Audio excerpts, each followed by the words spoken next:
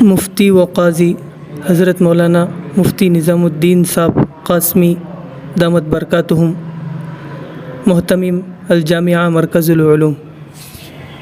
السلام علیکم ورحمۃ اللہ وبرکاتہ۔ الحمد للہ رب العالمین، والصلاة والسلام علی سید الانبیاء والمرسلین، محمد وآلہ واصحابہ اجمعین، ومن تبعهم بإحسان إلى يوم الدين، وعلى كل من دعا بدعوته واستنى بسنته واهتدى بهديه إلى يوم الدين. أما بعد، فأعوذ بالله من الشيطان الرجيم. بسم الله الرحمن الرحيم. اقرأ باسم ربك الذي خلق، خلق الإنسان من علق، اقرأ وربك الأكرم الذي علم بالقلم، علم الإنسان ما لم يعلم. اللهم أيدنا بتأييدك، اللهم أيدنا بتأييدك، اللهم أيدنا بتأييدك يا رب العالمين.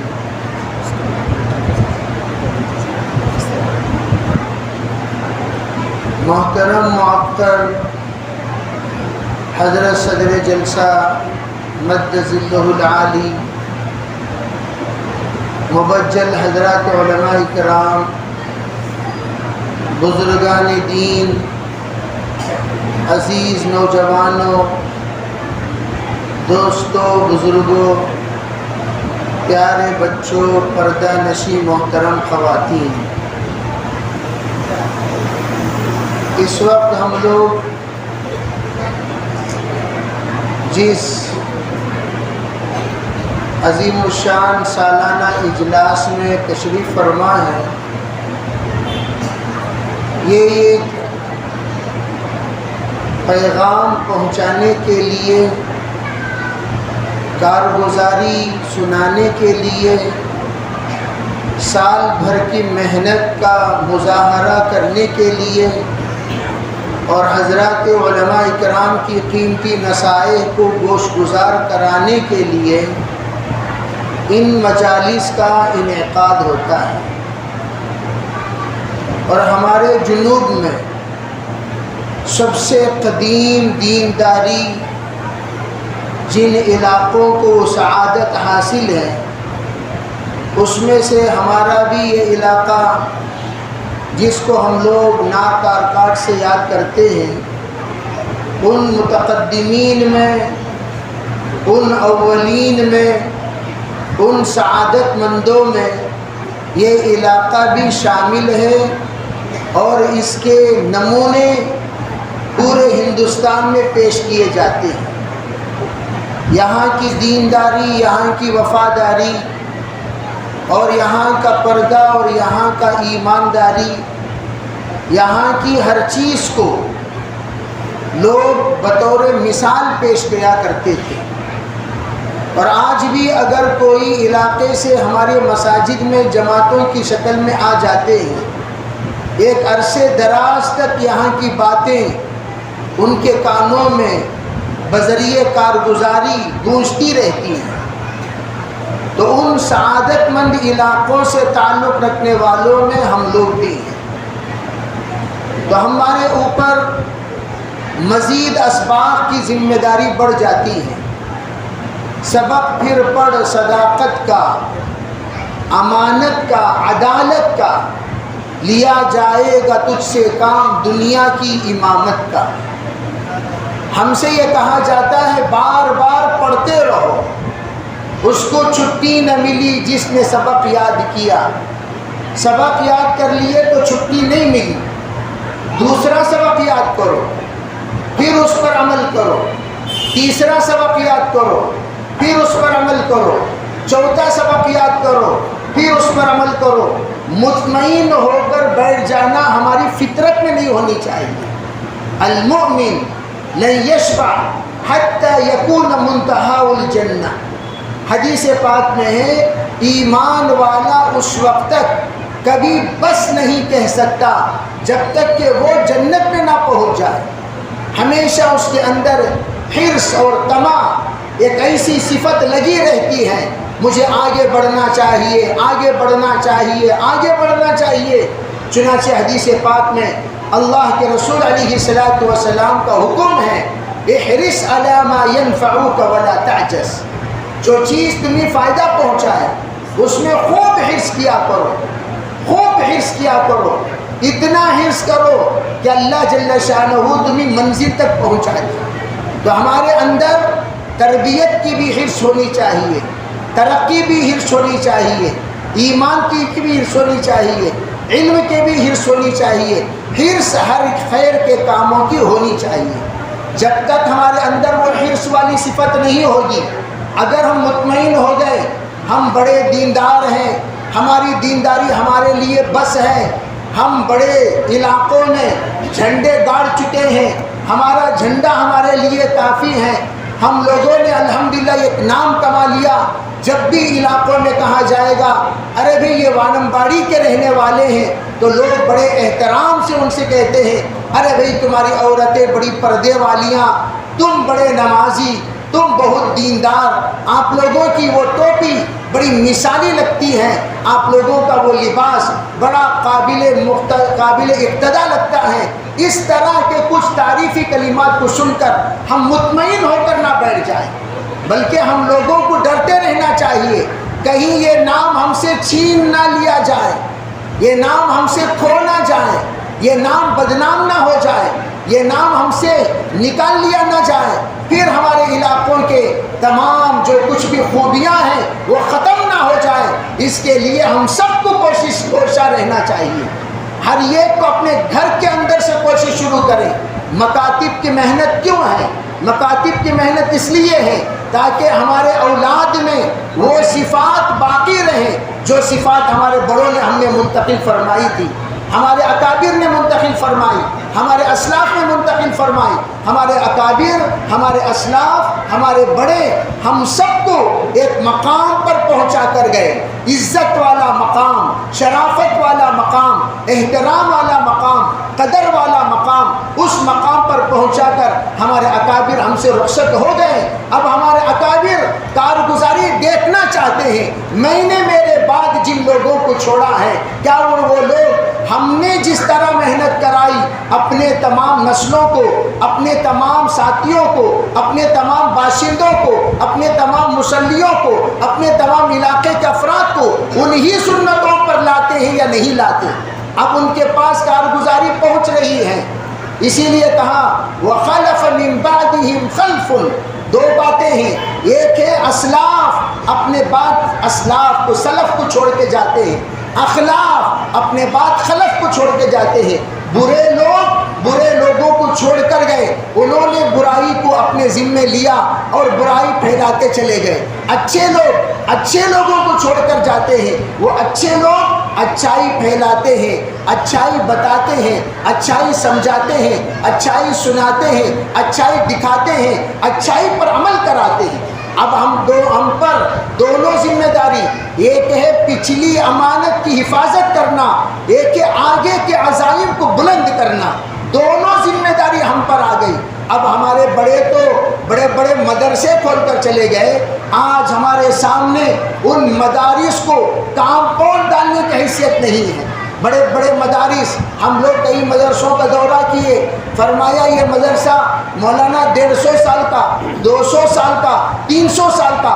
بڑی افسوس کی بات ہے کہ انہوں نے جو زمین خرید کر ہمارے حوالے کر کے گئے، اس زمین کو کامپاؤنڈ ڈالنے کی حیثیت نہیں ہے، اس قبرستان کو کامپاؤنڈ ڈالنے کی حیثیت نہیں ہے، اس عیدگاہ کو کامپاؤنڈ ڈالنے کی حیثیت نہیں ہے، اس علاقے کے اس پراپرٹی کو، دینی پراپرٹی کو محفوظ کرنے کی حیثیت نہیں ہے. ارے بھئی یہ جتنے بنی اسرائیل شور کر رہے ہیں ان سے کہو یہ خاموش بیٹھے، اور جو شور کر رہا ہے، آواز کر رہا ہے، ان کا نام نوٹ کر لیا جائے ان کو انعامات نہ دیا جائے، آئندہ سال دے لیں گے. وہاں کوئی ہو تو ان کو خاموش کرو. ان کی پٹ پٹی ہماری کھٹکھٹی کو بند کر دیتی ہے. اس لیے پہلے ان سے کہو بھئی آپ ذرا خاموش رہیں. ٹھیک ہے بھائی؟ دیکھو ہمیشہ بیان میں سکون چاہیے، پٹ پٹی نہیں، تھوڑی دیر کے لیے آپ خاموش رہیں. تو میں عرض کر رہا تھا ماشاءاللہ بچے تو بچے ہوتے ہیں بھئی، بچے تو بولتے رہتے ہیں، لیکن ہم میں کوئی بڑے ان کے درمیان بیٹھ کر ان کو خاموش کرا. بس بچے تو بچے ہی ہوتے ہیں، سب بچے ایسا. یہ مدرسے کے بچے اس لیے پورے بچے ایسا. حضرت تھانوی علیہ الرحمہ نے کہا اپنے مرید سے بھئی کل جب آنا تو بچوں کو لے کر آنا. تو مرید لے جاتے وقت بچوں سے یوں کہا بیٹا دیکھو بڑے حضرت کے پاس جا رہے ہیں، خاموش بیٹھنا، ادھر ادھر نہیں دیکھنا، ہاتھ اپنی جگہ پر. اتحیات میں جو بیٹھو گے آپ اپنی شکل کو، اپنی بیٹھک کو ہرگز نہیں بدلو گے، اور نظریں اٹھا کر حضرت کو نہیں دیکھو گے، اپنے گود پر تمہاری نظر رہے گی، اور لب کشائی نہیں کرو گے. تو یہ تمام باتیں سمجھا کر حضرت تھانوی کے پاس لے گئے.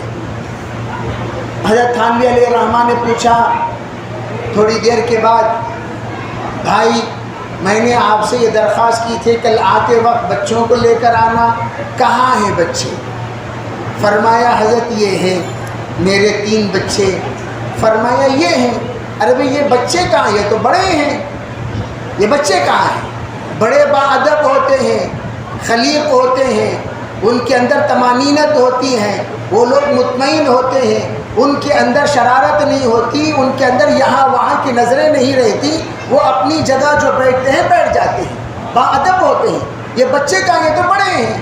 تو بچوں کو ہم اس لیے بلاتے ہیں تاکہ ہمارا گھر کچھ دیر کے لیے اس میں چہل پہل رہے، دوڑے، کوئی یہاں سے وہاں دوڑے، کوئی یہاں سے وہاں چلے، کوئی ادھر سے بھی آواز آئے، کوئی ادھر سے بھی آواز آئے، کوئی ادھر سے بھی چیخ آئے، کوئی یہاں سے پکار آئے، کوئی ادھر گلاس توڑ رہا ہو، کوئی ادھر مٹکا پھوڑ رہا ہو. اس طرح کی کچھ حرکتیں ہوئی تو وہ بچے. تو اس لیے بہرحال بچے تو بچے ہیں. سمجھ جا کر آپ لوگ کیا مولانا تمہارے بچے نہیں، سب یہاں جتنے بیٹھے ہوئے انہی کے بچے ہیں. تو اس لیے تمہارے بچے بول کر مولانا کی طرف مخاطب نہ ہو، تو یہ ہم سب کے بچے ہیں.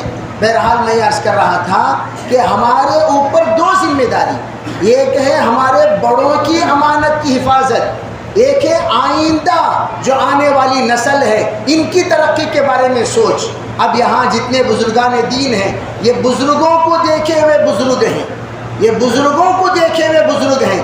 ان سے پوچھ لیجئے. میں اکثر کہا کرتا ہوں آج بڑوں کے ساتھ بیٹھ کر پرانی کارگزاری سننے کی عادت ختم ہو گئی.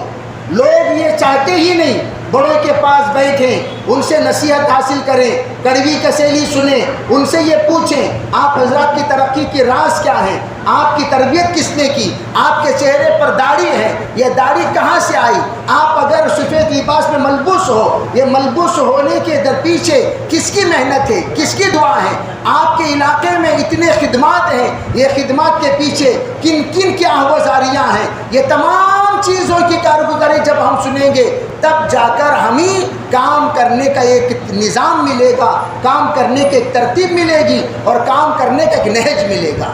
تو میں عرض کر رہا ہوں الحمدللہ ہمارے اس وقت مکاتب کا جو نظام ہے وہ اسی لیے تاکہ نسلوں کو ہم بچائیں. اس لیے میں عام طور پر کہا کرتا ہوں مکاتب کے ذمہ داروں کو، مکاتب کے اساتذہ کو، مکاتب کے تمام جتنے بھی تربیت کے کوشاں رہتے ہیں ان تمام کا والدین شکر گزار ہونی چاہیے. کیوں؟ حالانکہ اس سے پہلے سب لوگ جانتے ہیں مکاتب کا نظام نہیں تھا، نہ ہی دور نبوت میں نہ ہی اس کے بعد میں کبھی مکاتب کا نظام نہیں تھا. مکاتب کا نظام وہ کب سے شروع ہوا؟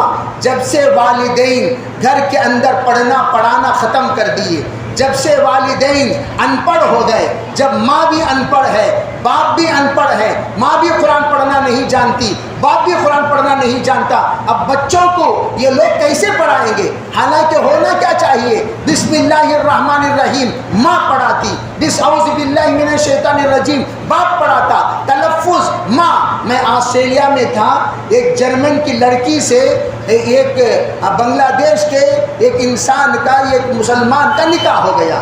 دونوں بیچارے محبت میں نکاح کر لیے، لیکن نکاح کرنے کے بعد اللہ کے راستے میں 3 دن 10 دن وقت لگانے کے بعد ان دونوں کے اندر اپنے آپ کو سدھارنے کا، بدلنے کا عزم مصمم پیدا ہو گیا۔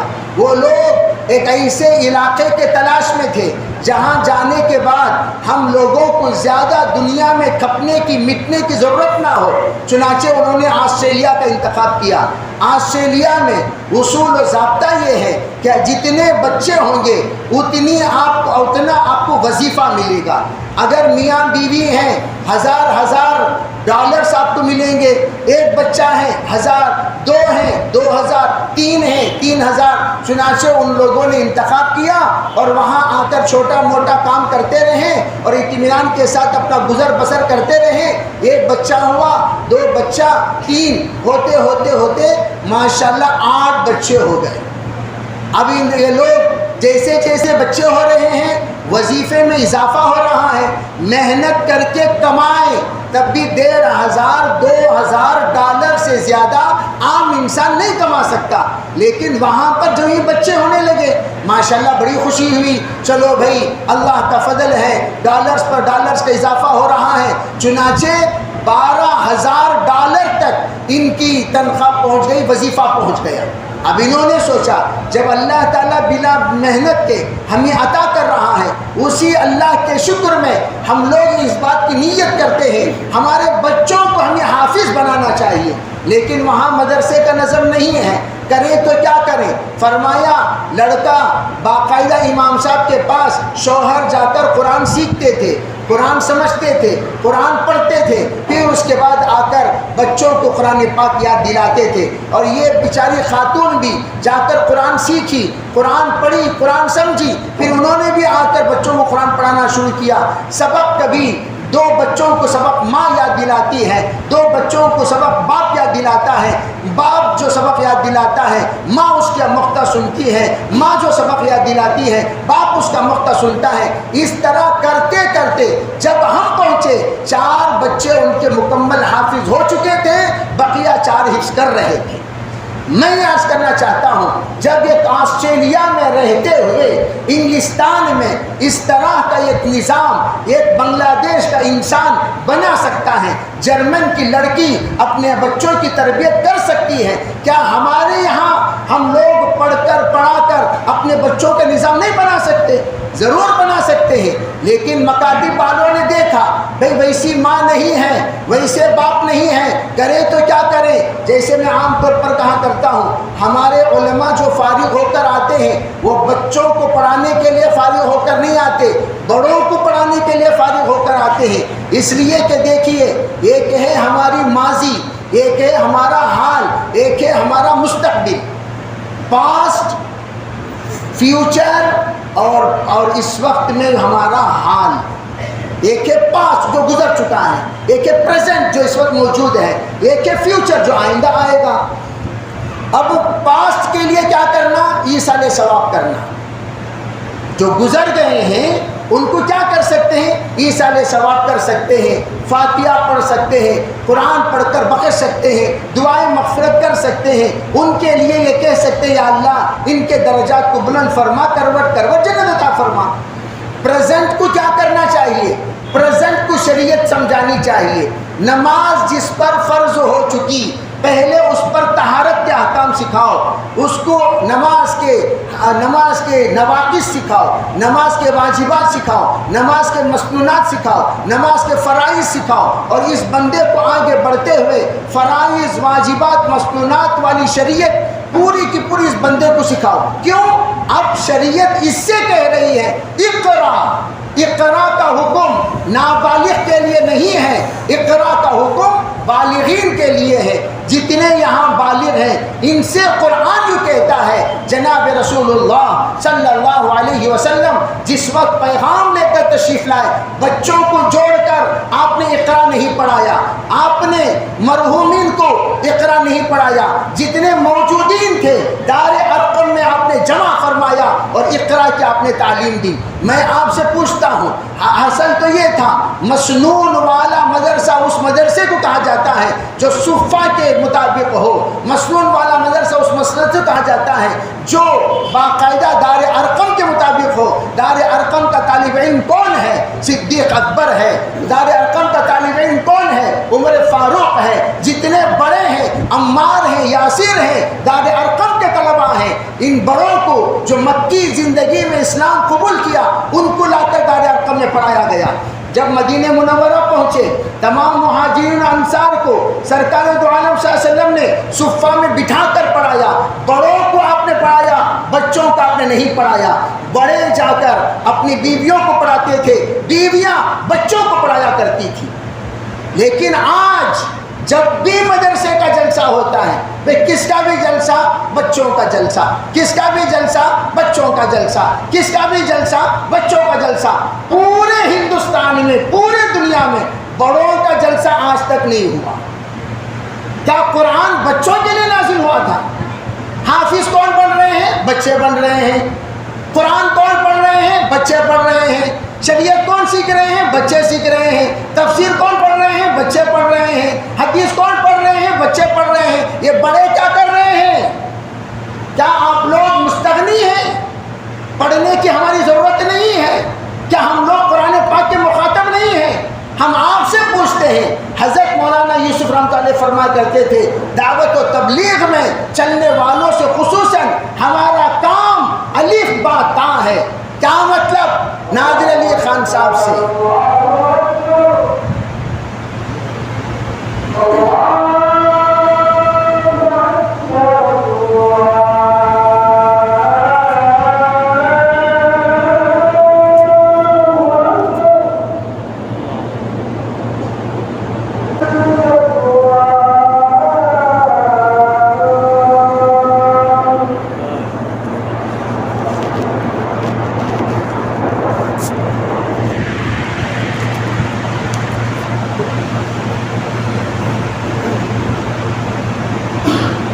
شریف پڑھنا. جب اس کا مطلب پوچھا گیا، حضرت نے جو کہا ہمارے کام میں جو کام ہم کر رہے ہیں یہ الف با تا ہے، تو اس کا مطلب کیا ہے؟ حضرت سے پوچھا گیا تو حضرت نے فرمایا یہ ابتدا ہے، یہ انتہا نہیں ہے. انتہا کس کو کہتے ہیں؟ ہم نے الحمدللہ دین طلب کرنے کا ایک جذبہ اپنے اندر پیدا کیا، دینی شعور اپنے اندر پیدا کیا، دیندار بننے کا ایک عزم مصمم کیا، دیندار بننے کا ایک اپنے اندر ایک اعتبار سے نیت پیدا کی کہ مجھے تو دیندار بننا ہے اور میرے اپنوں کو دیندار بنانا ہے. پھر اس کے بعد اس نے اپنے ذہن میں ایک پلان کیا، یا اللہ میں عالم نہیں بن سکا، کم از کم میرا بیٹا عالم بنے گا.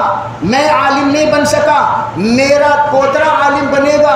میرا بیٹا عالم نہیں بن سکا تو پوترا بنے گا. بیٹی نہیں بن سکی تو نواسی بنے گی یا نواسا بنے گا. نیت کرنے کے بعد اس نے اپنے الف با تا کو سا جیم ہا خا، کیا مطلب؟ اپنے پریوار کو آگے بڑھانے کا نظام بنایا. بیوی کو بھی آگے بڑھا رہا ہے، بچی کو بھی آگے بڑھا رہا ہے، بچوں کو بھی آگے بڑھا رہا ہے، خاندان کو آگے بڑھا رہا ہے. اب اس کا خاندان جو ایک دیے سے اس کا ایمان کی روشنی اور چاشنی جب اس کو محسوس ہونے لگی، اس نے یوں سوچا مجھے آگے بڑھنا چاہیے. عزم مصمم کے ساتھ وہ آگے بڑھتا گیا، بڑھتا گیا، بڑھتا گیا. اب اللہ کا کرنا یہ ہوا اس کے خاندان میں ایک بڑا طبقہ علماء کا ہو گیا، محدثین کا ہو گیا، مفسرین کا ہو گیا، متقین کا ہو گیا، صوفیاء کا ہو گیا، اتقیاء کا ہو گیا، اولیاء کا ہو گیا.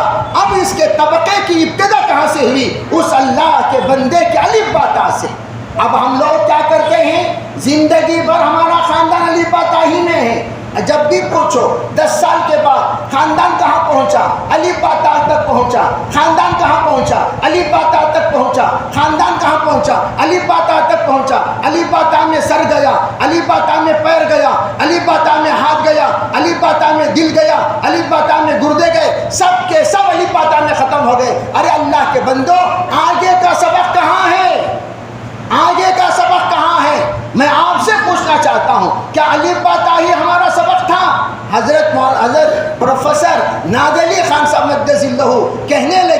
بات یہ ہے کہ میں آج بھی اس الف با تا کے سبق کی برکت سے روزانہ 4 گھنٹے، 1 گھنٹہ تفسیر کے لیے، 1 گھنٹہ حدیث کے لیے، 1 گھنٹہ فقہ کے لیے، 1 گھنٹہ اپنے تدبر و تفکر میں لگاتا ہوں۔ میں عرض کرنا چاہتا ہوں علم کہاں چلا گیا؟ 10 سورتوں پر ہمارا علم موقوف ہو گیا، 11ویں سورت کیوں نہیں ہوئی، 12ویں سورت کیوں نہیں ہوئی؟ میں فاروق بھائی کو مثال دیا کرتا ہوں، وہ اللہ کے بندے نے نیت کی جس وقت حضرت مولانا عمر صاحب پالن پور رحمۃ اللہ علیہ نے کہا تم لوگ بچپن کے حافظ ہو، میں 55 کا حافظ ہوں، حضرت نے نیت کی کہ میں بھی حافظ بننا ہے، الحمدللہ اللہ نے 8-9 سال پہلے ان کو بھی حافظ بنا دیا۔ میں عرض کرنا چاہتا ہوں کہ ہمارا علمی معیار کہاں ہے؟ نہ دنیاوی اعتبار سے ہم عالم ہیں، نہ اخروی اعتبار سے ہم عالم ہیں۔ 2 مرتبہ اللہ نے اقرا کہا، اقرا باسم ربک الذی خلق، خلق الانسان من علق۔ علماء فرماتے ہیں یہ علم توحید ہے، یہ علم رسالت ہے، یہ علم ہے جس علم کو حاصل کرنے کا حکم دیا گیا، انبیاء علیہم السلام مبعوث ہوئے۔ یہ علم ہے جو علم وہابی ہے، جو اللہ نے عطا کیا نبیوں کو، وہ نبی جنہوں نے امت کو عطا کیا، وہ سلسلہ و سلسلہ علم وحدانیت، علم معرفت، علم رسالت کو، علم نقلی کو نقل کرتے چلے جائیں گے۔ پھر آگے کیا فرمایا؟ اقرا وربک الاکرم۔ اے لوگو تم لوگ یہاں پر ہار نہ جانا،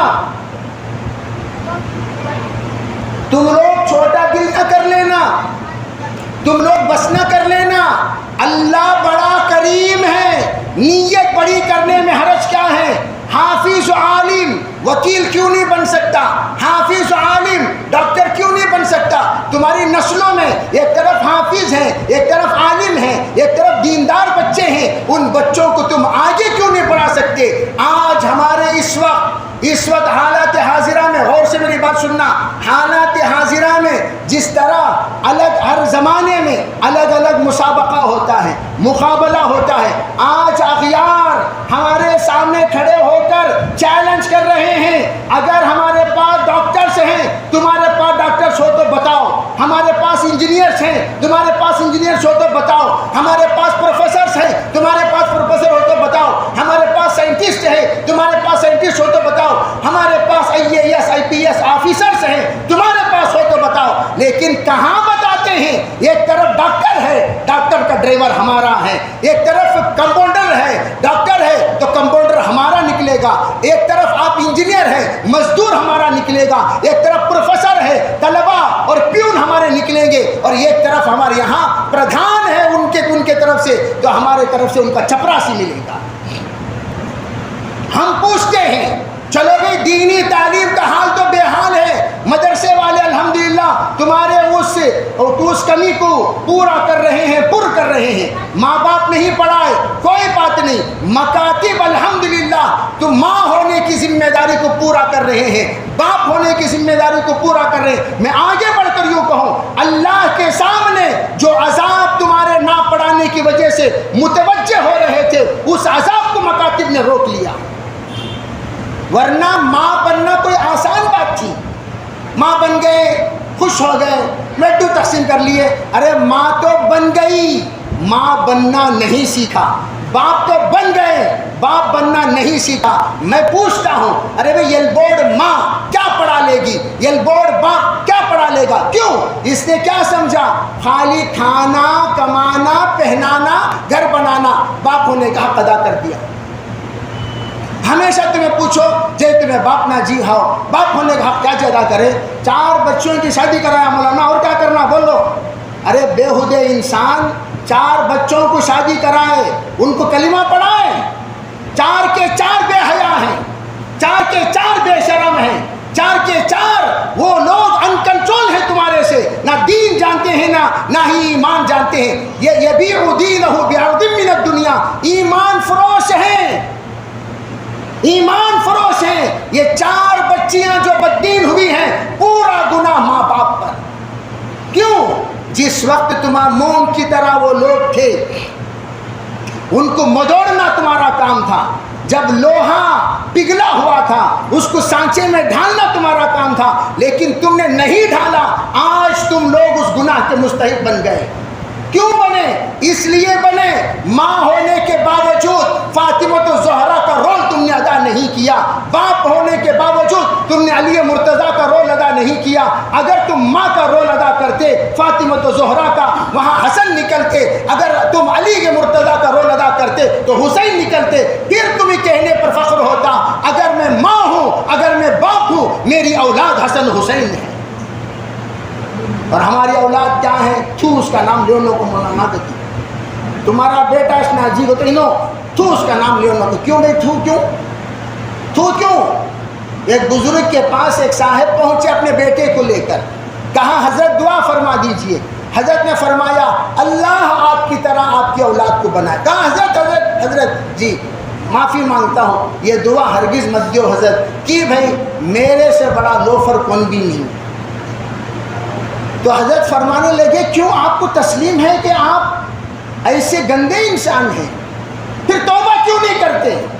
تم کہتے ہو بیٹے کے لیے دعا کرو ولی بننے کی، بیٹے کے لیے دعا کرو عالم بننے کی، بیٹے کے لیے دعا کرو دائی بننے کی، بیٹے کے لیے دعا کرو مفکر بننے کی، بیٹے کے لیے دعا کرو محدث بننے کی، بیٹے کے لیے دعا کرو یہ پورے عالم کے لیے ہادی بننے کی۔ ہم پوچھتے ہیں باپ بننے کو تیار نہیں ہے، بیٹا کہاں سے بنے گا؟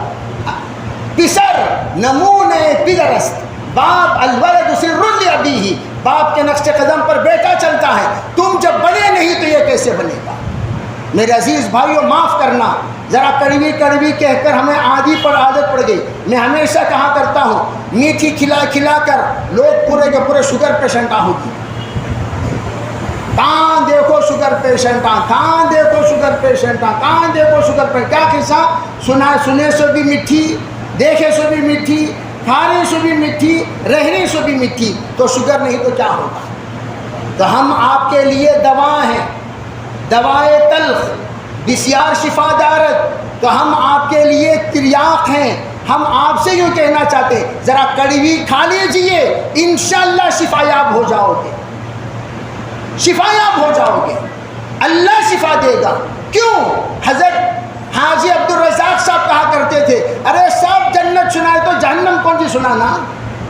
اللہ کے رسول خالی بشیر ہے، نذیر نہیں ہے، حضور بشیر و نذیرہ نہیں ہے، آپ شاہد بھی ہیں، مبشر بھی ہیں، نذیر بھی ہیں، وداعیا الی اللہ باذنہ وسراجا منیرا بھی ہیں۔ تو بشارت بھی سنانا علماء کا کام ہے، اور پھر نذیر ہونے کا رول ادا کرنا بھی علماء کا کام ہے۔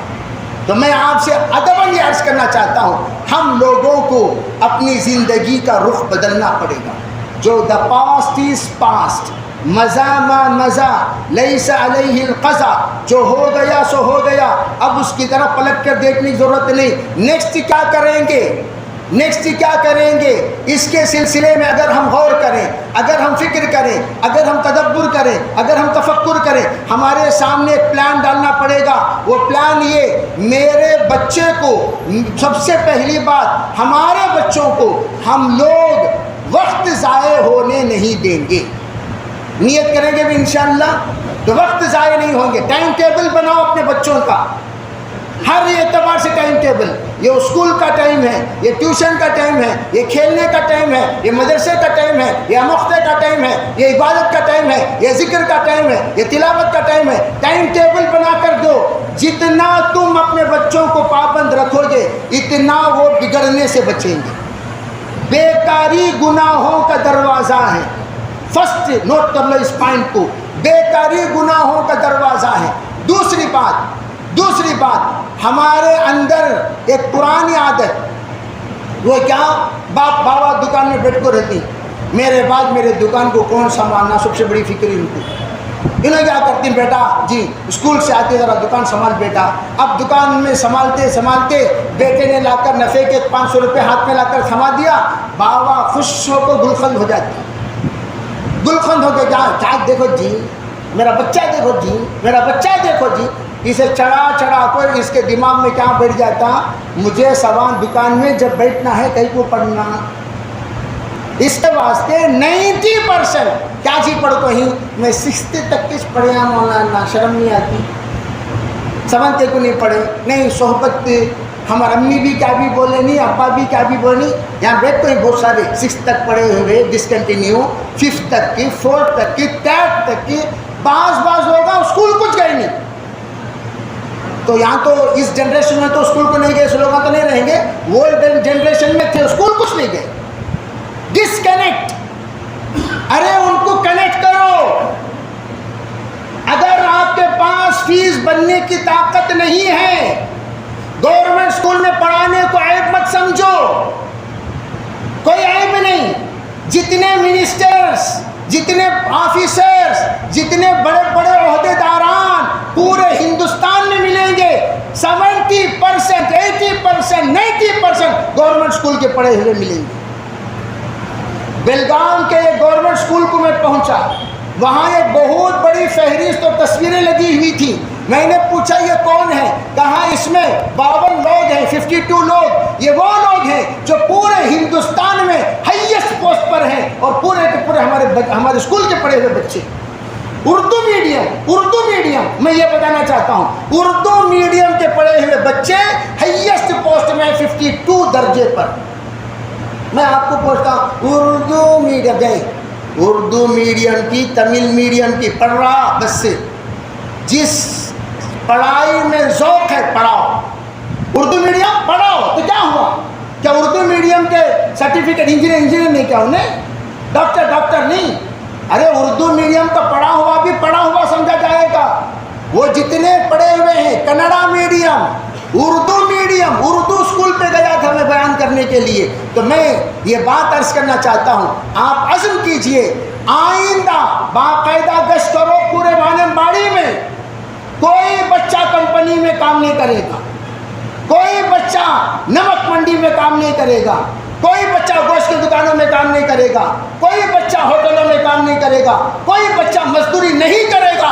یہ عزم لے کر یہاں سے اٹھے، یہ محنت ہم کریں گے اپنے محلے کے بچوں پر. کوئی بچہ کام نہیں کرے گا، سب کو لے جا کر اسکول میں جمع کرو، پڑھاؤ، ان بچوں کو پیار دو، ان بچوں کو سمجھاؤ، سہارا بن جاؤ. انشاءاللہ اللہ آپ کو اس زمانے کا مسیحا بنائے گا. دین سکھاؤ ان بچوں کو، مکتب میں لا کر جمع کرو. بیٹا صبح کو اسکول میں جانا، شام کو مکتب. مجھے بڑا درد ہوا، دکھ ہوا، جس وقت میں آ رہا تھا شیواجی نگر سے، آتے آتے کانی روڈ پر سے میں گزرا. میری ایک عادت ہے، جب بھی میں آتا ہوں پیدل اگر کوئی ٹوپی ووپی چھوٹے چھوٹے بچے ہاتھ دکھا میں کھڑا دیتا ہوں. اگر ٹوپی والے جبے والے بزرگ چل رہے ہیں تو میں خود کھڑ کر پوچھتا ہوں کہاں جانا، جہاں جانا پیچھے کے. بھی آج کل تو ہیلمٹ لازم ہو گیا، ورنہ تو پہلے ہیلمٹ تو نہیں تھا، ہم یہ پہنتے تھے، بقیہ کو پیچھے والے کو ضرورت نہیں تھی تو بٹھا لے کر ہم چلے جاتے تھے. اس میں یہ بیچارے کو بٹھا لیا، لنگڑا نام ان کو. شاہ ولی اللہ کو آ کر پڑھانے جانا تھا، میں آ کر کونے میں کہا بھائی میرا مدرسہ آگا اترو جی. میں نہیں اترتا. نہیں جی میرا مدرسہ آگا اترو جی. ہاں جی نہیں، خبرستان نہ مدرسہ کیا جی. اس کے بعد وہ مدرسہ ہے، اترو جی. میں جانا مدرسے کو. میں نہیں اترتا. 20 روپے دے اترتا ہوں. میں نے کون سی گرفتاری کی؟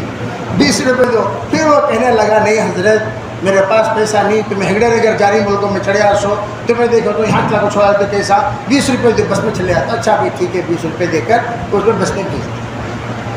تو ایک بچہ مجھے ملا، زیادہ اس کی عمر 13 سال کی ہوتی. وہ بچے سے میں نے پوچھا بیٹا کہاں سے آ رہے ہو؟ کہا حضرت رات کو 10:30 بج رہے تھے. میرے بھائیوں اندازہ لگاؤ آج بھی مسلمان بچوں میں کیسے کیسے ہیرے موجود ہیں. وہ بچہ کہنے لگا حضرت میں 6th یا 7th پڑھتا ہوں اردو اسکول میں، اور میرے باپ شرابی ہیں، اور اس نے میری ماں سے نکاح کر لی. یعنی وہ کچھ اس کا باپ بڑا انتقال ہو گیا ہوگا، جو ہو گیا.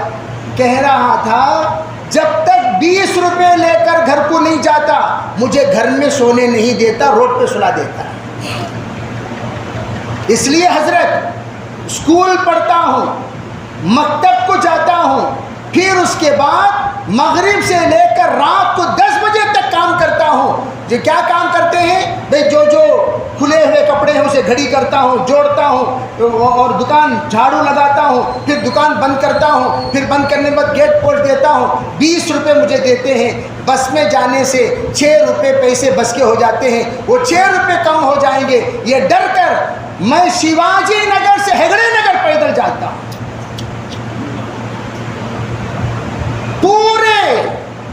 پورے 9-10 کلومیٹر ہیں، 11 کلومیٹر ہیں، پیدل جاتا ہوں۔ کسی کو لفٹ کوئی دے دیا تو دے دیا، نہیں دیا تو پیدل چلتے رہتا ہوں۔ میرے بھائیو، آپ اندازہ لگاؤ، اس زمانے میں ایسے بچے پڑھ رہے ہیں، کیا ہمارے بچوں کو ہم نے ایسی تکلیف دی؟ اگر آج پیسوں کا شوق ان کے دنوں کے اندر ہم نے پیدا کر دیا، میرے بھائیوں، کل یہ بچے ہمارے کچھ نہیں کام آئیں گے۔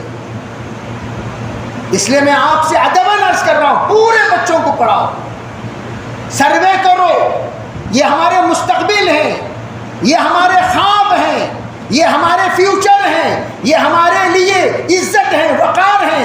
آئندہ زمانے میں ہم اگر سینہ تان کر چلنا چاہتے ہیں، یہی بچے ہیں، یہی نوجوان ہیں جن سے آپ کہیے بیٹے تو IAS بننے کی نیت کر، IPS۔ میں نے پرسوں پوچھا ایک بچے سے، تم IAS پڑھ رہے نا جی، کتنا خرچہ؟ انہیں 1500 روپے۔ کتنا بولو؟ ارے بولو بھائی کتنا؟ لوگ بڑے فیساں خواب میں رکھ لے کر رہتے ہیں، وہ غریب بچہ وہ کہنے لگا 1500 روپے فیس، وہ بھی فارم بھرتی کرنا، ایگزام لکھنا، پریپریشن خود سیلف میں کرتا ہوں، اور میرے ایک کوچر ہیں بیچارے، وہ مجھے فری کورس دیتے ہیں۔ بہت محنتی بچہ۔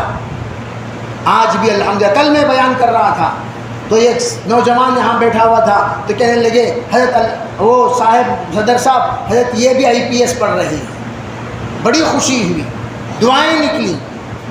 غریب ہونے کے باوجود بچوں کے اندر ہمت ہے، حوصلہ ہے، اپنے طبقے کو، اپنے نام لیوا لوگوں کو جو ان کے ساتھ منسلک ہیں، مسلمانوں کے نام کو اونچائی پر لانے کے خواب دیکھتے ہوئے بچے محنت کر رہے ہیں۔ پہلی بات تو یہ۔ دوسری بات میرے عزیز بھائیوں، حالت آئندہ زمانے کا جو مقابلہ ہم کریں گے وہ ایجوکیشن ہی سے ہوگا۔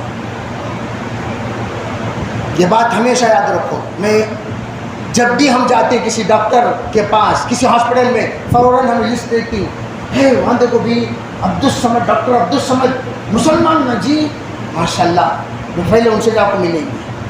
کیوں بھائی؟ 100 ڈاکٹروں میں 2 مسلمان دکھائی دیے، آپ کے جان میں جان آ جاتی ہے، روح میں روح آ جاتی ہے، آپ کے اندر ایک حرکت پیدا ہو جاتی ہے، حرکت پیدا ہو جاتی ہے، اور آپ خوش ہو جاتے ہیں، حالانکہ انہیں کون نہیں، زندہ ہے کہ مردہ ہے کہ وہ بھی معلوم نہیں، خالی نام پڑے سو تمہیں، بعد میں کہاں بھی کرتا انہیں 6 سال پہلے تھے سو، وہ الگ چیز ہے، لیکن نام پڑھنے کے بعد تو کچھ حرکت آئی۔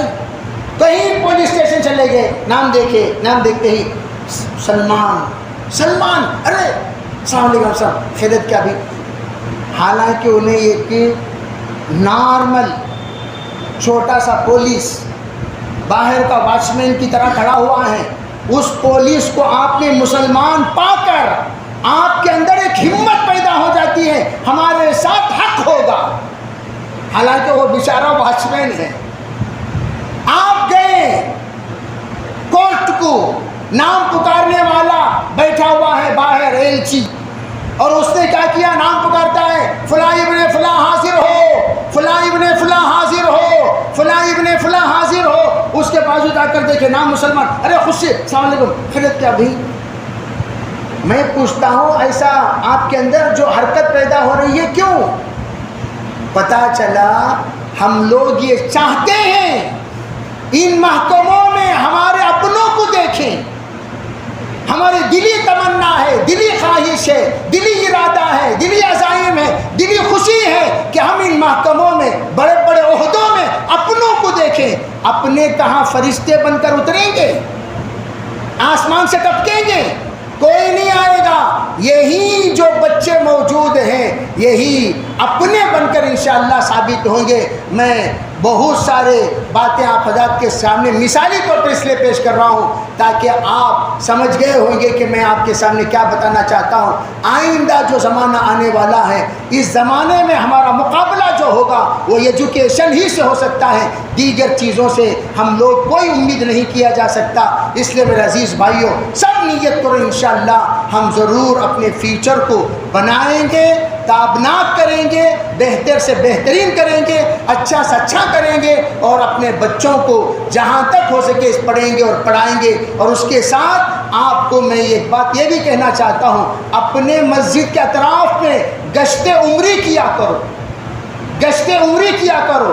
شام کو باقاعدہ جاؤ, دیکھا کرو کہ آپ کے محلے میں بیکار بیٹھے ہوئے نوجوان کون کون ہیں, کہاں کہاں بیٹھتے ہیں, کیا کیا کرتے ہیں, کیا کیا حرکتیں ہو رہی ہیں. ان تمام بیکار لوگوں کو جوڑو, کام پہ لگاؤ. گھر کا سروے کرو, گھر کا سروے کرو اور علاقے کا سروے کرو. ہر مسجد والوں کے اوپر ذمہ داری ہے. جیسے میں واقعہ کہا کرتا ہوں کہ بہلول دانا سے ایک مرتبہ ہارون رشید نے پوچھا بھائی ذرا بتاؤ چوری کرنے والے کی سزا کیا ہونی چاہیے. انہوں نے فرمایا حضرت یہ دیکھا جائے گا. ہارون رشید سے کہا یہ دیکھا جائے گا یہ بیچارہ جس نے چوری کی یہ غریب ہے, یہ مسکین ہے, یہ بھوکا ہے, یہ پیاسا ہے, یہ نادار ہے, یہ کون ہے, دیکھا جائے گا. اگر وہ بیچارہ بالکل پیاسا بھوکا تھا اس نے چوری کی تو اسے بخش دیا جائے گا, اسے کچھ نہیں کہا جائے گا. پھر سزا کسے دیں گے؟ فرمایا سزا اس حکمران کو دینا چاہیے جو جس کے حکمرانی کے تحت یہ جیتا ہے. اگر یہ پیشاور چور ہے ہاتھ کاٹ دینا چاہیے, اگر یہ بھوکا چور ہے, پیاسا چور ہے, حکمران کو قتل کر دینا چاہیے. پوچھا آپ یہ بات کیوں کہہ رہے ہیں؟ کہا حکومت کرنا آسان, ذمہ دار بننا آسان, ذمہ داری نبھانا مشکل. امیر المومنین تو حضرت عمر بن گئے لیکن گشت کر رہے ہیں. پوچھا کل امیر المومنین کے پاس جب آؤ گی مجھے پاؤ گی تو وہ اللہ کی بندی نے اس سے پہلے کیا کہا؟ کل کا دن میرا اور امیر المومنین کا فیصلہ اللہ کے دربار میں ہوگا. یہی بات تمام ذمہ دار, کلکم راعین کلکم مسئول عن رعیتی, تم باپ ہو اللہ کے دربار میں تمہارا سوال ہوگا, تم شوہر ہو اللہ کے دربار میں تمہارا سوال ہوگا, تم بھائی ہو اللہ کے دربار میں تمہارا سوال ہوگا, تم ذمہ دار ہو اللہ کے دربار میں تمہارا سوال ہوگا. اگر تم اپنے علاقے کے نمائندے ہو اللہ کے دربار میں تمہارا سوال ہوگا. جس کا جتنا دائرہ ہے ذمہ داری کا اس دائرے کے دربار سے اللہ کے پاس سوال ہوگا. اس لیے میں سب سے گزارش کرتا ہوں سب سے پہلے آپ احتجاج جیسے کہ ماشاءاللہ حجاب کے معاملے میں لوگوں نے احتجاج کیا کہ نہیں کیا؟ عربی ہم بھی کیے ہوں گے. کتنے لوگ کیے؟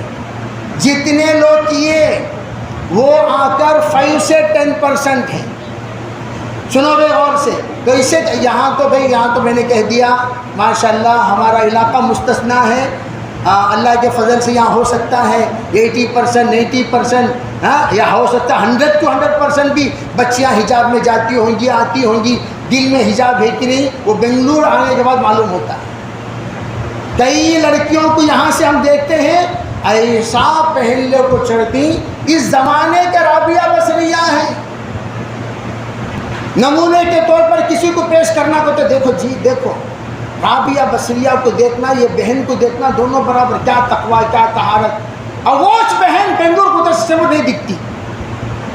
کیا ہے قصہ کو تو مانن بڑی کے ماحول میں اڑوس پڑوس جاتی بھی بولیں گے, بول کو گلوزاں ساکساں نوش پیساں سب ڈال لی.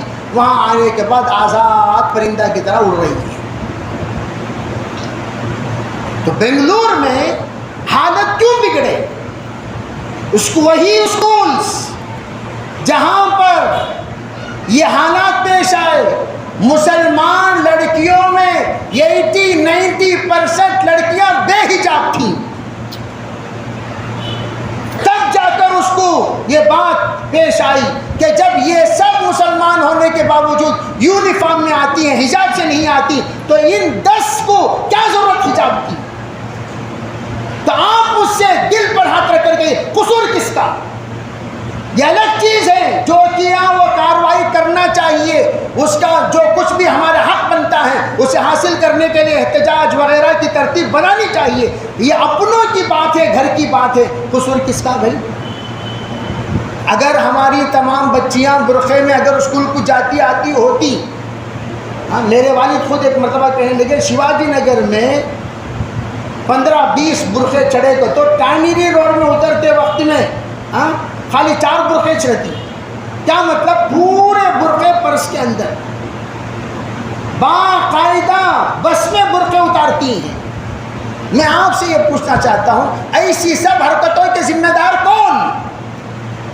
بے ان بچیوں کو کہا جائے یا ان بچیوں کے والدین کو کہا جائے یا اس بچی جس محلے میں رہتی ہے وہاں کے ذمہ داروں کو کہا جائے؟ ہمارے محنت کی کمی کی وجہ سے یہ سب ہو رہا ہے، اس لیے پورے قصوروار ہم ہیں۔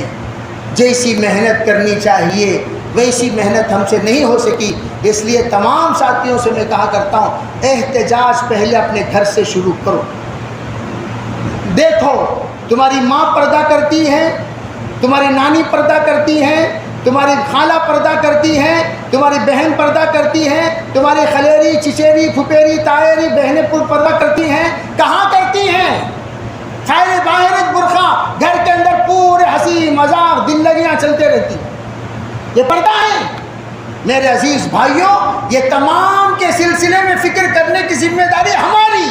سب سے پہلے احتجاج گھر سے شروع کرو، انشاءاللہ آپ اگر باپ ہونے کا حق ادا کرتے ہوئے، شوہر ہونے کا حق ادا کرتے ہوئے بیوی کے پردے کا فکر کریں، باپ ہونے کا حق ادا کرتے ہوئے بچوں کی پردے کی فکر کریں، آپ اگر نانا ہونے کے حق ادا کرتے ہوئے اپنے نواسیوں کی، دادا ہونے کا حق ادا کرتے ہوئے اپنے پوتریوں کی، سب اپنے اپنے رشتہ داروں کے اگر حقوق ادا کرتے ہوئے پردوں کی فکر کر لیں، انشاءاللہ دل میں پردہ آ گیا، اللہ کے طرف سے اتحاد پر ید اللہ علی الجماع، فیصلے بھی انشاءاللہ بدل جائیں۔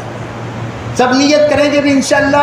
اس لیے بہت ساری باتیں کہنا چاہتا ہوں، طبیعت بھی ساتھ نہیں دے رہی ہے، بہرحال بہت ہی مسلسل اسفار کی وجہ سے طبیعت تھکی بھی ہوئی ہے، تو کہنا چاہ رہا ہوں لیکن وہ ہمت نہیں بن رہی ہے۔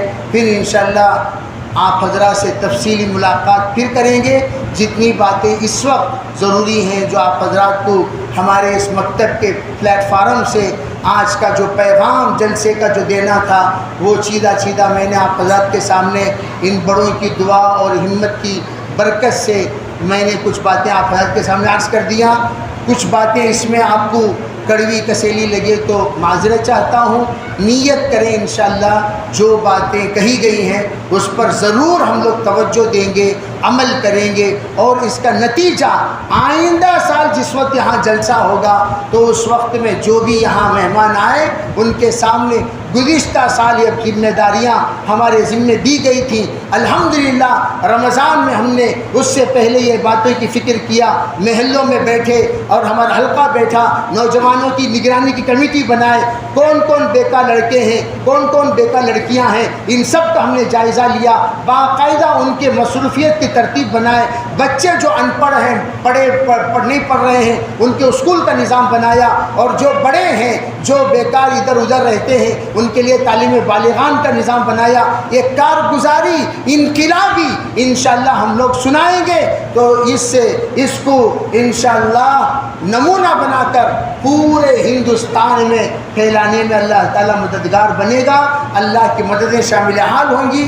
اللہ تعالیٰ کہی ہوئی بات پر ہم میں سریت کو عمل کرنے کی توفیق عطا فرمائے، اللہ ہم میں سریت کو نیک بنائے، پاک بنائے، ہر ماں کو فاطمۃ الزہرا کے نقش قدم پر چلنے کی توفیق عطا فرمائے، ہر باپ کو حضرت علی مرتضیٰ کے نقش قدم پر چلنے کی توفیق عطا فرمائے، ہر اولاد کو اللہ تعالیٰ حضرت حسن حسین کی طرح قبولیت نصیب فرمائے، ہمارے بڑوں کا سایہ اللہ تعدیر ہم پر قائم فرمائے، بڑوں کے نقش قدم پر چلنے کی اللہ توفیق عطا فرمائے، ان کے تمام محنتوں کو اللہ تعالیٰ پروان چڑھائے، منزل تک پہنچائے۔ وآخر دعوانا الحمدللہ رب العالمین وما علینا الا البلاغ المبین۔